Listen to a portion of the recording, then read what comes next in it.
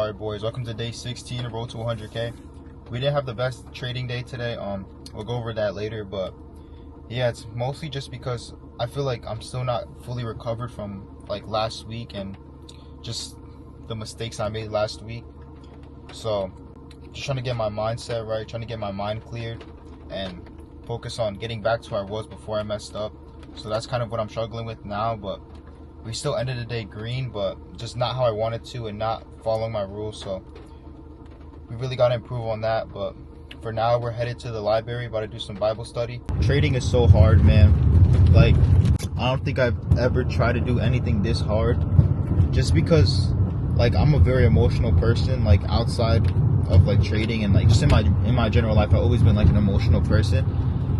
And I've always like suppressed these emotions, right? Like I've never really showed anyone like my true emotions. Like I usually keep them suppressed. So when I'm trading, it kind of like exposes all those like internal emotions, and I just project all of my emotions onto the chart. And like as a man, like you know how you're just like not supposed to show your emotions. I feel like trading really like makes it to where you have to like acknowledge your emotions and become aware that it's okay to feel these emotions, but we just need to do our best to make sure we don't act on our emotions and we act on what we know, our model, our system that has been back tested. This will help me not only in trading but also in my real life, showing me that it's okay to have these emotions, but we can't let these emotions overcome us. We can't let these emotions control us. So it's kind of like trading is like a battle with yourself, because the better you are at just living your life, the better you will be at trading. It's all like connected. Like your life and trading, if you look at it, it's very much connected. That's why I kind of like the idea of trading, because it allows me to better myself also allows me to find a high income skill that will allow me to one day potentially reach financial freedom. So that's kind of why I chose the path of trading. Also, I've always been like interested in stocks and how just trading works in general, and I started when I was young, so I've seen a lot.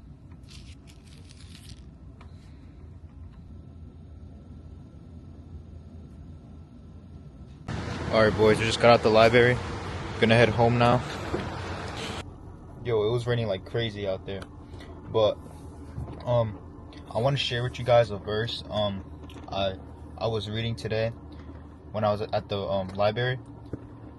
I'll put it up right here. It's Matthew 6:24.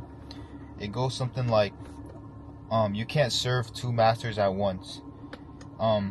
Basically meaning that in this context it's talking about money. So it says you can't worship God and money. You have to choose between the two. And you guys probably watching the video, you guys are into entrepreneurship, you guys are into online business and trading and stuff like that. So it's important to remember that the Bible talks a lot about wealth and how it's important to build wealth, and with the wisdom and with the God you can build wealth. But you have to remember, you can't worship these things. You can't live for money, because money is vanity. It can be all gone in a second. So sorry, there's like a fly keep flying around, but money can be gone in like a second. So don't hold money in such a high regard. Money is just a tool, is an asset that through hard work and through faith you can achieve. I know sometimes during your journey you get so focused on money that you forget to worship God, you forget to praise God. And it's important to remember what's the most important thing in your life, and you can't put money above God, because that's when, like in the Bible it says, as fast as God gives it to you, that's how fast God can take it away from you. So it's important to stay humble once you do get wealth, because if you go around boasting, then God will take it away just as quick as you got it. So yeah, it's a very important verse, and I hope you guys keep that in mind when you're on your journey, and it may really help you guys out.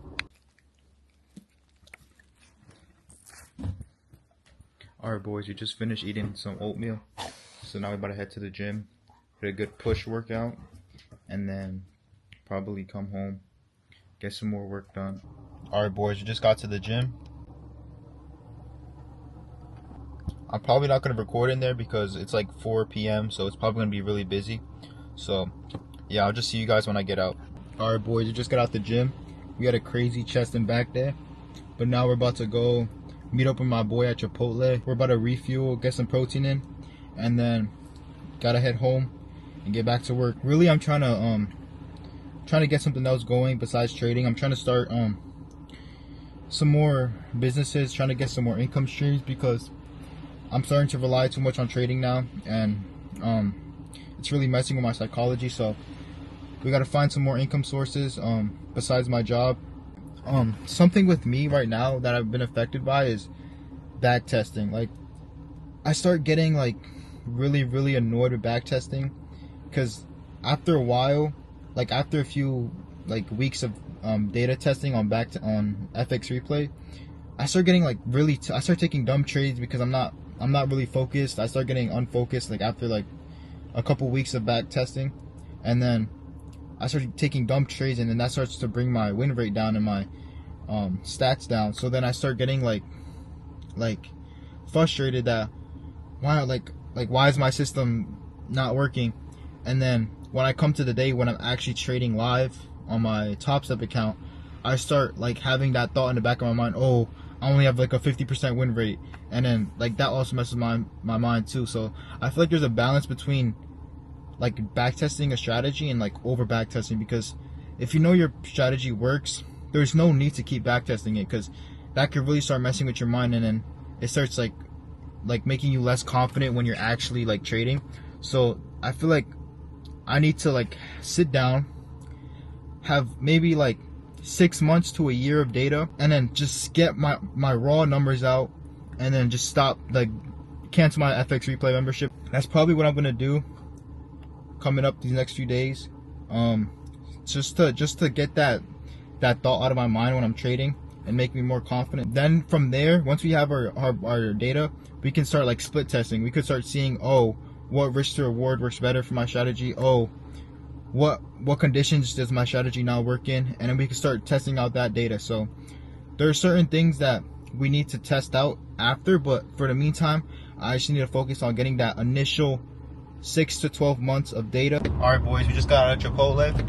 We was in there for like an hour just talking, but fueled up now. Now it's time to go home, get some more work done. I'm low-key really full. I got hella protein. I got double chicken, rice, beans. So W eats. Now we're about to go get some more work done and lock in. Stop by the store to get some oatmeal. Y'all know I love me some oatmeal. All right, boys, welcome to the trade recap. I took way too many trades today. All right, so on 2 accounts I made $140, and then on one of them I made $360. I'm pretty sure it's just because of slippage. I'm pretty sure one of my trades got stopped out because of news. So I think this one just had crazy slippage. But yeah, just wasn't the best trading day today. Really just kind of still recovering from last week, but we'll get back into the flow of thing. I feel like my problem is I'm risking so much because I'm trying to pass these combines fast that I'm risking a lot, but that only works when you only take A+ setups, right? I'm taking like just random trades that like are not part of my system and not following my system, and luckily they work. Like some of them work today, but I could have easily blown another 3 accounts today doing something dumb. So yeah, I just really need to learn from it and just take better trades, you know. So I'll go over, I guess, what I took today.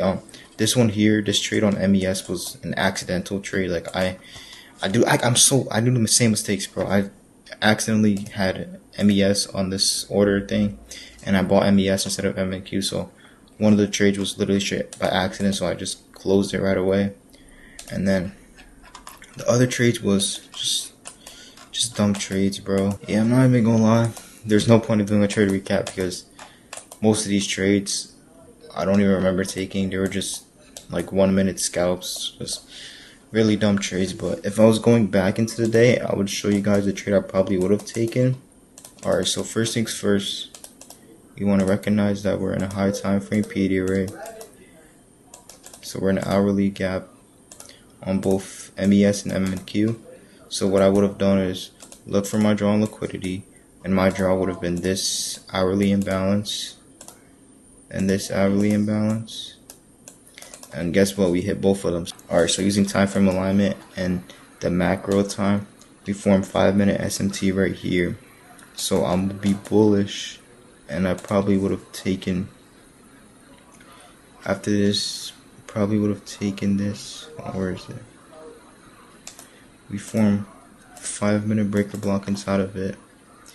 I would have either entered here, stops at the breaker, targeting like maybe this, targeting maybe 50% of that, maybe for like a quick 1.3 restore reward.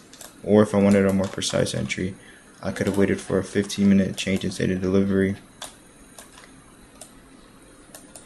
after entering this gap,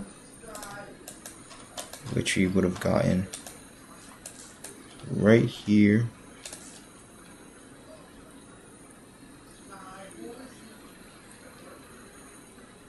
Right here, we would have gotten the break above, entered off the breaker block, and then we could have targeted to this imbalance for a 2.6 restore reward. So either way, I would have still taken the 2 winning trades if I followed my rules.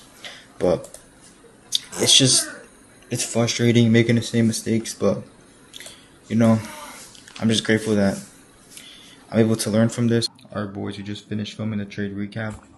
Now we're about to eat one more meal before we go to bed, and then yeah, we gotta wake up early tomorrow because we got work. So about to do that, and then maybe some back testing before I go to bed, but we'll see. Like I said, I want to be really locked in when I'm back testing. But yeah, it's 8:51 right now, so by the time I finish all that, it's probably gonna be like 10. I'll see all you boys tomorrow. Stay disciplined, stay humble, stay hungry, and make sure you like, comment, and subscribe if you enjoyed. And I'll see you guys in the next one.